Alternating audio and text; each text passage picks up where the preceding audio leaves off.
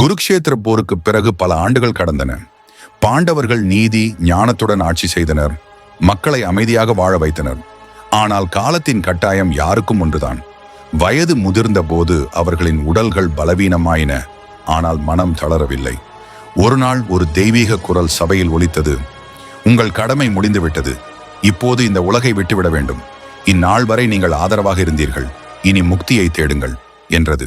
இதை கேட்ட யுதிஷ்டிரர் பெரியவர், அறிவுடையவர். ஒரு அரசன் எப்போது பதவியை விட்டு செல்ல வேண்டும் என்று அறிந்திருக்க வேண்டும்.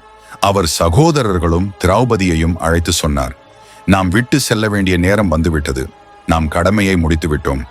இனி இந்த உடலை தவிர்த்து மோட்சத்திற்கான பாதையில் செல்ல வேண்டும்.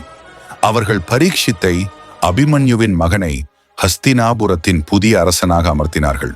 பிறகு எந்த சொத்துமின்றி, எந்த எதிர்பார்ப்புமின்றி பாண்டவர்கள் மற்றும் திரௌபதி கடைசி பயணத்தை தொடங்கினார்கள். அவர்கள் எளிய ஆடைகளில் எந்தவித பொருளும் எடுக்காமல் இமய மலையை நோக்கி நடந்தார்கள். அந்த பாதையில் ஒரு நாய் யுதிஷ்டிரருடன் நடந்தது, ஆழ்ந்த நிலைத்த தன்மையுடன். கடுமையான காற்று, பனிக்குன்றுகள், உடலை உறைய வைக்கும் சூழ்நிலை, எதையும் பொருட்படுத்தாமல் அவர்கள் நடந்தனர். அனைத்து பற்றுதல்களையும் விட்டுவிட வேண்டும் என்ற இலட்சியம் மட்டுமே அவர்களுக்கு இருந்தது. ஆனால் பயணத்தின் போது ஒன்றன் பின் ஒன்றாக அவர்கள் வீழ்ந்து சென்றனர். முதலில் திரௌபதி பல துன்பங்களை அனுபவித்திருந்தாலும் அவள் சக்தி வாய்ந்தவளாக இருந்தாள். ஆனால் உடல் அமைதியாக கீழே விழுந்து உயிரிழந்தாள்.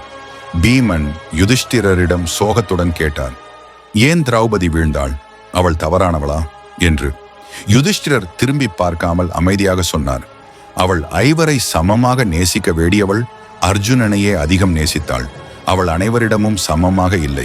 பச்சாபிதம் நிறைந்த மனம் நிஜமான முக்தியை அடைய முடியாது என்றார். அவர்கள் அவளின் உடலை விடுத்து பயணத்தை தொடர்ந்தனர். அடுத்ததாக சகாதேவன், பெரிய ஞானி, அறிவின் கருவூலம். ஆனால் அவன் நிலை குன்றியது. பின்னர் விழுந்து உயிரிழந்தான். பீமன் இன்னும் கலங்கியவாறு கேட்டார், ஏன் சகாதேவன் வீழ்ந்தான்? யுதிஷ்டிரர் பதிலளித்தார், அவன் மிகவும் புத்திசாலி, ஆனால் அவன் தன் அறிவை பெருமைப்படுத்தினான். உண்மையான ஞானம் பெருமையில்லாதது, அதனாலே அவன் வீழ்ந்தான். மற்றவர்கள் தொடர்ந்தனர். மூன்றாவது நகுலன், அழகிலும் திறமையிலும் சிறந்தவன். பின்னர் அவனும் விழுந்து உயிரிழந்தான். பீமன் இதற்கு காரணம் கேட்டபோது யுதிஷ்டிரர் சொன்னார், அவன் கருமத்தில் சுத்தமானவன், ஆனால் தன் அழகை பெருமைப்படுத்தினான். எவர் அழகை மட்டுமே காண்பாரோ அவர்களுக்கு சத்தியத்திற்கான வழி கிடையாது என்று. பின்பு சிறிது தூரம் சென்ற போது அர்ஜுனனும் வீழ்ந்தான். அர்ஜுனன் வீரர்களில் தலை சிறந்தவன், கிருஷ்ணனின் அருளை பெற்றவன், எந்த போரிலும் தோற்காதவன். ஆனால் அவனும் விழுந்தான். அர்ஜுனனே வீழ்ந்தால் எவரும் நிற்க முடியாது என்று பீமன் கதறினான். யுதிஷ்டிரர் சொன்னார், அர்ஜுனன் தன் திறமையை பெருமைப்படுத்தினான். அவன் எவரையும் வெல்ல முடியும் என்று ஆணவம் கொண்டான். ஆனால் பெருமை நல்லதானாலும் கூட தற்பெருமை முக்திக்கு தடையாக இருக்கும் என்று. இப்போது பீமன் மட்டும் உயிருடன் இருந்தான். ஆனால் சில மைல்கள் சென்றபின் அவன் கால்கள் நடுங்கின. அவனும் நிலத்தில் விழுந்தான். அண்ணா, எனக்கு உதவுங்கள் என்று அவன் அழைத்தான். யுதிஷ்டிரர் நின்றார். பீமா, நீ மிகப்பெரிய வீரன், ஆனால் நீ உன் பலத்தை பெருமைப்படுத்தினாய். உன் செயல் தர்மம், ஆனால் பெருமை கூட முக்திக்கு தடையாகும்.